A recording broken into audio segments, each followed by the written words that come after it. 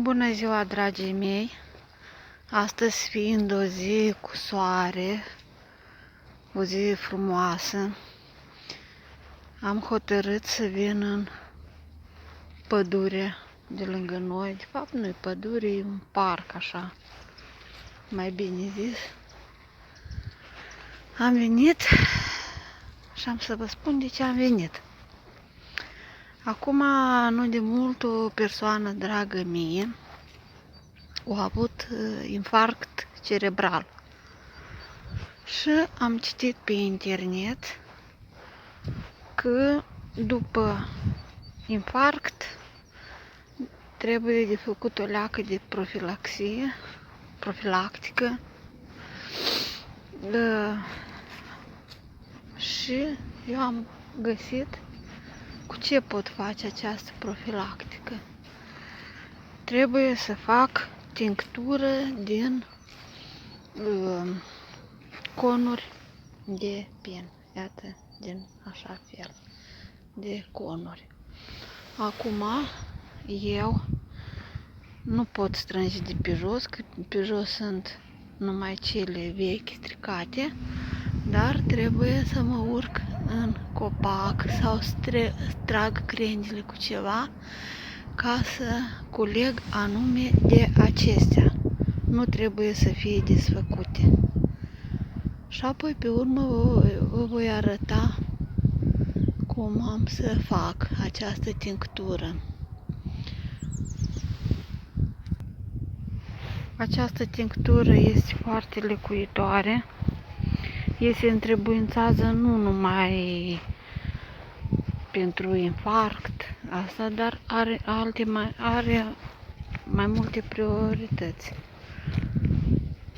Poți lecui și varicoza și durerile de stomac și tusea și multe altele.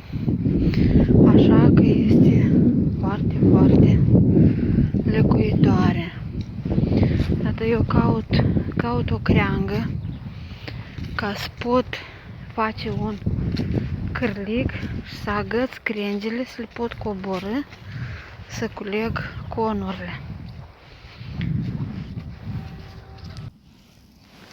Iată, aici ne-am mai strâns și niște crenguțe noi de pien și aici am numai vreo 4 bucăți de conuri, dar sper să mai găsesc vreo 2 și mi-ajunge.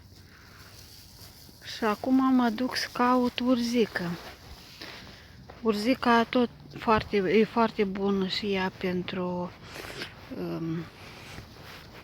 înnoiește sângele, cum se spune în popor. Îl subțiază. E foarte bună urzica. Mă duc să caut, pe urmă iarăși voi reveni la voi. Din păcate urzică n-am găsit încă, dar mai căutăm. Caut locurile unde locul unde e mai ud, mai multă udeală. Știu că ea acolo apare în primul rând. Ia să vedem ea aici.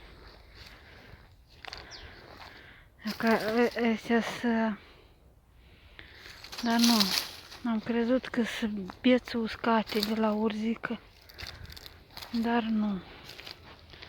Din păcate nu. Iată, am găsit una verde. Iată aici. Înseamnă că este. Mai căutăm.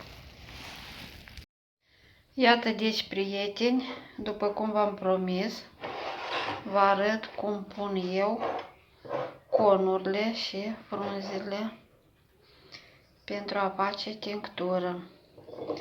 Iată așa.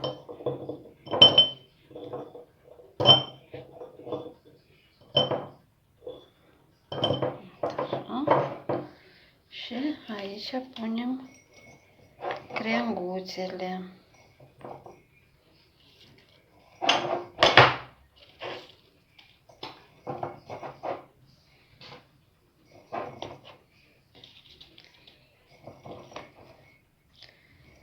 Eu am să le pun cât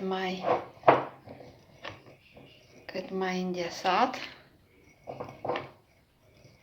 Crenguțele le-am ales pe cele care sunt acum noi, care pinii o dat crenguțe noi, fiindcă au mai mult ulei, cum spun, efirnă masla, sau cum spun mai corect, să mă înțelegi, nu știu moldovenește cum se spune.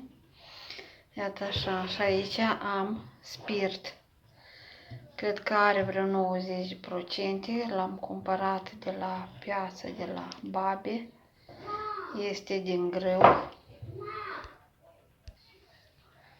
Iată așa, și mai departe torn spiritul și am să las pe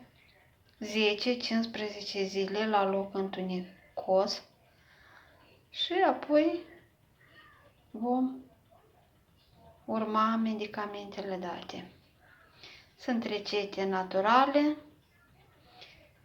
și sperăm că o să ne fie de folos.